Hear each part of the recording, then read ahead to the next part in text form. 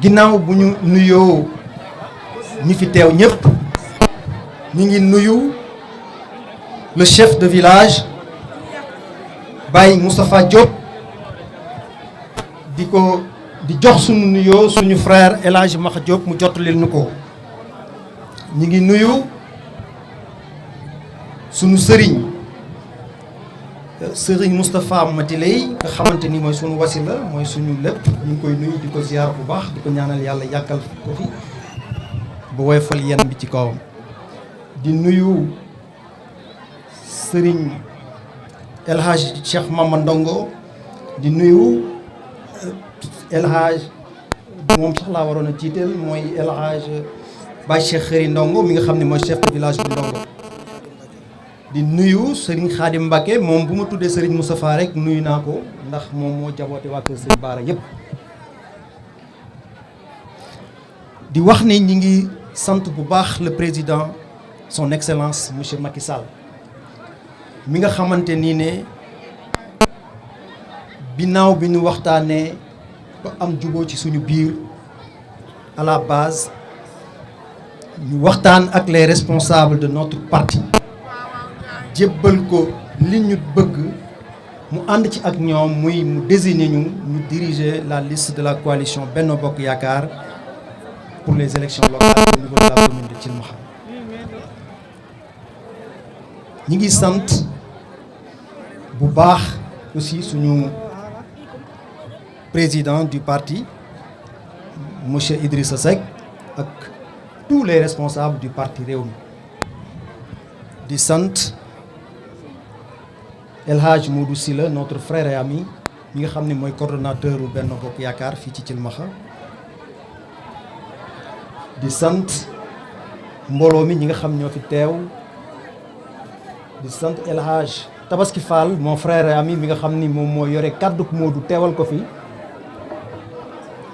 di sant ak gërëm suñu frère aussi El Hadj Cheikh Seck mu teew fi moom it ci turu Benno Bokk Yaakaar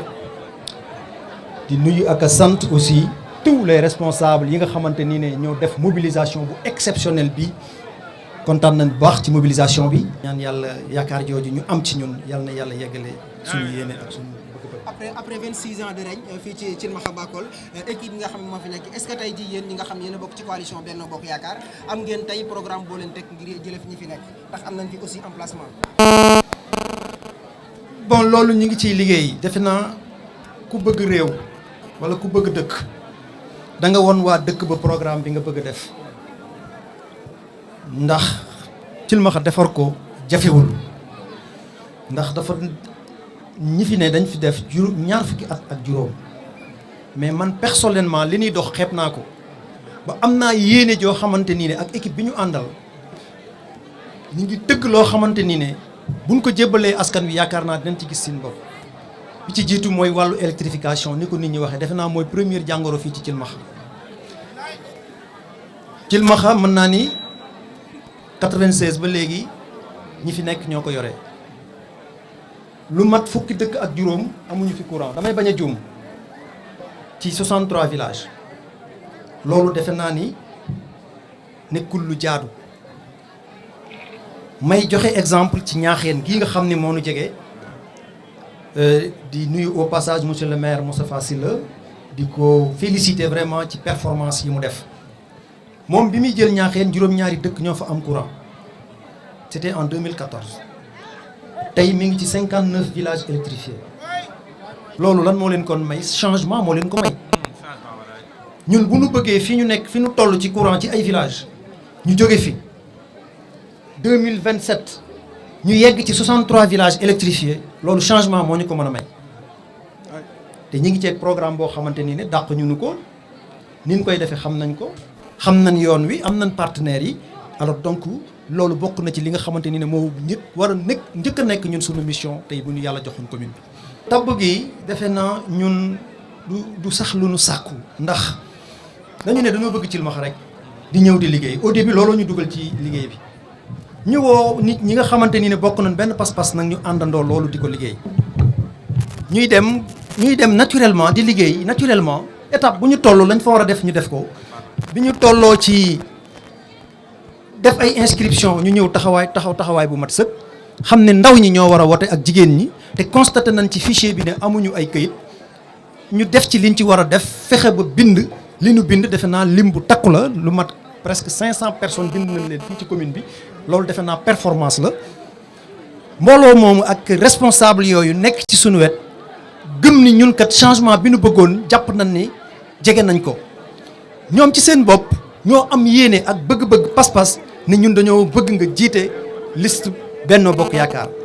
ma ne leen yéene bi rafet na wax ji rafet na wante nañu xam ne dañ ko bokk ak suñuy nawle nañu def li ñu war a def nañu waxtaan ak ñi ñu war a waxtaanal te suñu président son excellence Macky Sall li mu wax mooy fépp foo xamante nii ne Benno Bokk Yaakaar ma nga fa nañu ko déglu te ku ci ne la nga war a def na nga ko def bis bu demee ba décision jot dina jël décision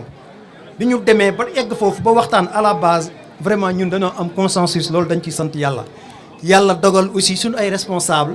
au niveau du parti réew mi bi nga xam moom laa bokk bi ñu waxtaanee ak le président Macky Sall ci bëgg ñu porter ñun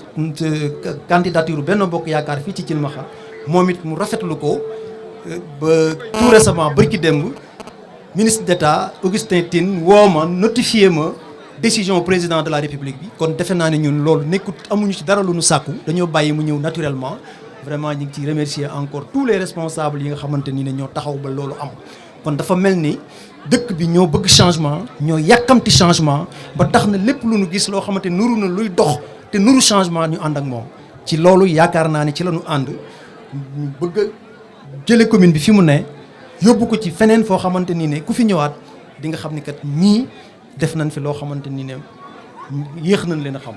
mënuñu tudd développement te tudd ñu jeunesse bi ndax gis nañ sànq seen cri de cœur mooy amuñu sax lenn loo xam ne mën nañ fa noppali ko mu ne espace jeunesse est-ce que tey jii seen projet am na politique de jeunesse boo xam ne mën ngeen ko porter pour xar kanamu Thilmakha changer au niveau de la jeunesse. ñun suñu combat dañ ko ànd ak ndaw ñi defe naa fii boo fi day xool mag ñi bari wuñ fii donc message yu ndaw ñi bëgg-bëggu ndaw ñi ñun moom la ñu porté. yaakaar naa ni ba ñu duggee ci politique ak léegi ndaw ñi lu nu nekk rek ñun ñoo ko bokk ak ñoom seen tawat ñu xam ko bu baax Thilmakha ku fi ñëw xam ne ñàkk na infrastructure pour ndaw ñi terrain bii ñuy fubale gis nga ni mu mel état bi tey bu timis jotee match bi dafay tas moo xam kenn gañe na wala kenn gañewul loolu ci manque d'infrastructure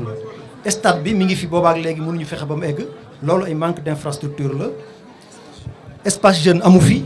xale yi bu ñu bëggee réunion wala ñu bëgg a def seen i soirée wala dara amuñu fenn fu ñu ko defee loolu yëpp xam nañ ko te ñi ngi ciy liggéey incha allah bu ñu amee victoire bi nga xam moom lañ bëgg bokk na ci priorité yi nga xamante ni ne moom la ñu njëkk a déroulé. jigéen di modèle de la femme est-ce que tamit bokk na ci seen politique. jigéen ñi moom defe naa li naan tunguli di teew ñuy nataal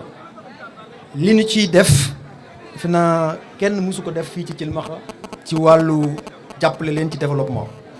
mën naa ni tey jii ñu tey fii ñu toll créé nañ ñeenti GIE yoo xamante ni ne ci commune Thilmakha bi la ñu bàyyi ko ñoo xam ñëpp ay regroupement féminin la ma di ci profité di leen wax ne ñeenti GIE yooyu yëpp bindal nañ leen ay projet comme ni ko président de la République demandé ñu jébbal ko ñin ko war a jox ba ñi ngi koy saytu ba bërki démb rek ñi ngi may informé ne ma réunir nañ def nañ seen comité ba defe naa ni dossier yooyu dugg nañu pour ñu wutal leen financement loolu defe naa ni ay jéego la yu nuy dox ci wàllu financement wu jigéen ñi ak jàppale jigéen ñi parce que jigéen mooy développement. maire Thilmakha moom musuma ko dégg man mu àddu ci yoon wi dafa mel ni xanaa moom buy ñëw Thilmakha day jël avion wala day jël leneen parce que yoon wi ñun ñi ciy jaar di ko pratiquer xam nañu état bi mu toll ñor nañu ñor goo xamante ni ne yuuxu nañ ko fu ne wax nañ ko fu ne te yaakaar naa ni dugg na ci nopp président de la République bokk na ci ay priorité am ba am naa yaakaar ni bu yàggul dara dinañu tàmbali liggéey boobu ndax am nañ ci ay information yu wér a wér kon loolu defe naa dañ ciy sant au passage le président son excellence monsieur Macky Sall ci jéego boobu parce que Thilmakha yàgg na noo jooy loolu comme ni nga ko waxee boo jógee Ngaay ba Thilmakha tawat bi yàgg na yaatu na dugg na ci noppam ba jàpp naa ni sax ñi ngi avancé nañ bu baax a baax a baax a baax ci procédure bi pour ñu attribuer marché bi ki ñu ko war a jox pour mu liggéey ko loolu defe naa man am nañ ci ay information te yaakaar naa ni yu wér la. message bi may lancé mooy ñu xam ni Thilmakha dafa soxla changement toll nañ ci jamono boo xam ni jamonoy changement la ci loolu dañu soxla engagement ak détermination ndax yoon wi sori na xaaxaam yi bari na pakk-pakk yi bari na mais nañ ko def ci ngor am détermination am engagement xam ni fi nu jëm war nañ fa mën a yegg parce que jombul kenn lii c'est un combat noble parce que bëgg sa réew defe naa ci jàmm yàlla la bokk kon ñun lu ñuy def dafa noble nañ ci am fulla am fit am jom te xam ni yëf yi jombul kenn changement bi ñu bëgg war na mën a am fii ci dëkk bi te ñun rek ñoo ko mën a porter message boobu rek laa ne woon danaa ko sànni nit ñi ku ne na nga ko yóbbu sa kër nañu fexe ba carte yi ñu defar ko ku ci ne na nga tàmbalee ci sa kër sa njaboot say rak say doom nga sensibiliser leen xamal leen ne leen mbir mi nekkul mbirum Cheikh Ibra nekkul mbirum Macky Sall nekkul mbirum Tabaski Fall nekkul mbirum Modou Syll mbirum Thilmakha la Thilmakha moom moo soxla changement kon nan ko def sunu mbir ku ne na ko def yëfi boppam ñun lii ñu ciy daj di ko ci dox di ko ci wax bëgg mu baax ak yéene yi Thilmakha ab dem ca kanam moo tax ñu dugg ci mais bu doon te teraanga wala leneen lu ñuy wut pour ñun defe naa ni ku rek ñi teew fii ñëpp ku ne mën ngaa dem sa kër yor sa bopp mais Thilmakha daf ñu ñor mënuñu bàyyi Thilmakha suñuy jabar ñi ngi fii suñuy doom ñi ngi ci école bi di jàng marché bi suñuy soxna fi leen di duggee hôpital bi suñuy jabar fi leen di fajoo te loolu yëpp bu ci nekk dafa sooxe boo xamante ni dañ ko war a redresser alors donc loolu dafa soxla engagement ak détermination pour un changement au soir du 23 janvier 2022